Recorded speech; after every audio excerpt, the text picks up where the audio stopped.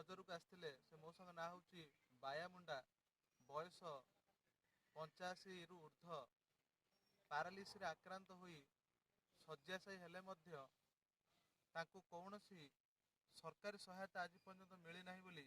गाँ लोक मैंने अभियोग कराया हाइलाइट स्वतंत्र टीम घरे पहुंची एवं ग्राउंड जीरो आम पाखे अच्छे आप देखिपे देहरे वस्त्र खंडे से पिंधि पारना किंतु सरकार मालमाल योजना बोध हुए कौटि ना कौटि पहुँची पारिनी कहले भूल हेनी। सरकार जदि मालमाल योजना आसूची तेबे एठी प्रश्न उठुची ये योजना कहापाई प्रकृत हितादी पाखरे योजना पहुँचुची कि ए प्रकार बहुत प्रकार प्रश्न आसुला बेले आज आम पहुँची फतेपुर भंडारीपुखरी ब्लॉक अंतर्गत फतेपुर ग्राम जो बाया मुंडा थिले एवं स्त्री थिले बयस अपराह्न बंचा संघर्ष करुवा ए बाया मुंडा आज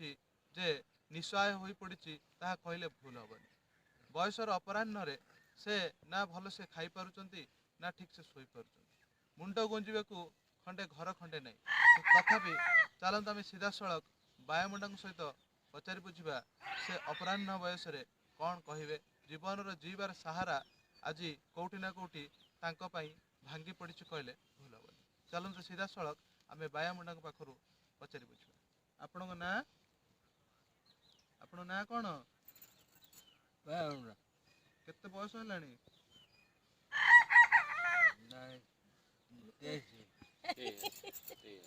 आपण सीधा सड़क शुणी पारे कथा कहवा परिस्थिति भी से नहांती तेणु आम बेसी किसी पचारूनी आम आम पाखरे धर्मपत्नी जी अच्छा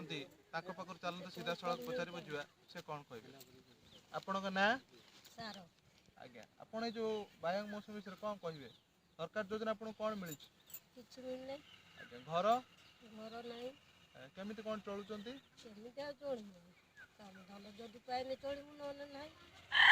सरकार योजना आप अप्लाई करते घर पे अप्लाई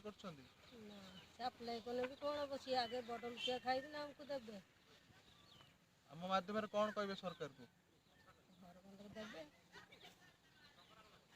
आपण सीधा सड़क शुणुले अभियोग होची जेते थर सरकार ऑफिस गले कौन सुफल न होबारु बाध्य होई निज कर्म उपर विश्वास करी बंचिछंती एई दुई असहाय वृद्धा देखा बाकी रहा सरकार योजना केबे एमानक निकट में पहुँचू। Bhadrak Sudesh Parida report Odisha highlight.